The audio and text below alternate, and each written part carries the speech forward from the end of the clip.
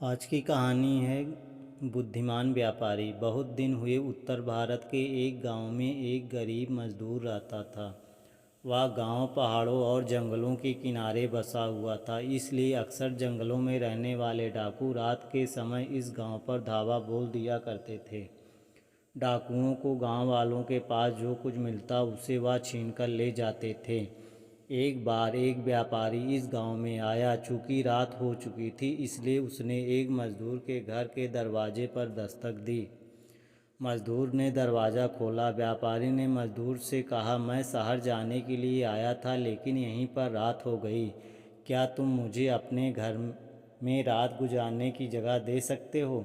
मजदूर बहुत भला आदमी था। उसने घर आए अजनबी मेहमान का स्वागत करते हुए, क्यों नहीं, आइए, या तो आपका ही घर है, आप यहाँ रात गुजार सकते हैं। मजदूर ने अपने घर में जो रूखा सूखा खाना रखा था बड़े प्रेम और आदर से व्यापारी को खिलाया, फिर उसके सोने का प्रबंध कर दिया।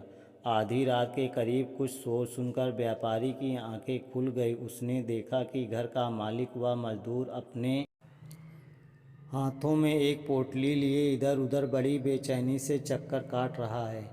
व्यापारी यह माजरा समझ नहीं पाया और उसने उत्सुकता से मजदूर से पूछा, क्यों, क्या बात है? साहब, डाकुओं ने धावा बोल दिया है। मैंने बेहद मेहनत से 500 रुपये अपनी बेटी की शादी के लिए बचाए थे। मुझे डर है कि यह रुपये डाकू ले जाएंगे। आप ही बताइए कि मुझे क्या करना चाहिए? मजदूर ने व्यापारी से कहा। व्यापारी ने फौरन सलाह दी, अरे इसमें इतने परेशान क्यों हो रहे हो? जल्दी से सामने गड्ढा खोदकर अपने धन की पोटली उसमें छुपा दो। मजदूर ने व्यापारी का सुझाव माना और झटपट एक गड्ढा खोदकर उसमें धन की पोटली छुपा दी। थोड़ी ही देर में 5-7 डाकुओं का एक दल मजदूर के मकान में घुस आया। उसके सरदार ने कड़कती हुई आवाज़ में पूछा, अपना सारा धन हमारे हवाले कर दो। मजदूर गिड़गिड़ा कर अपनी गरीबी बताने लगा तो सरदार ने अपने आदमियों को हुक्म दिया कि वह लोग मजदूर के घर की तलाशी लें।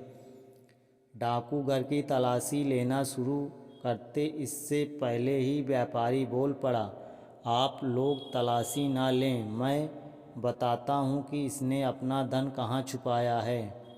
फिर व्यापारी ने सामने इशारा करते हुए कहा, आप लोग यहाँ खोदें।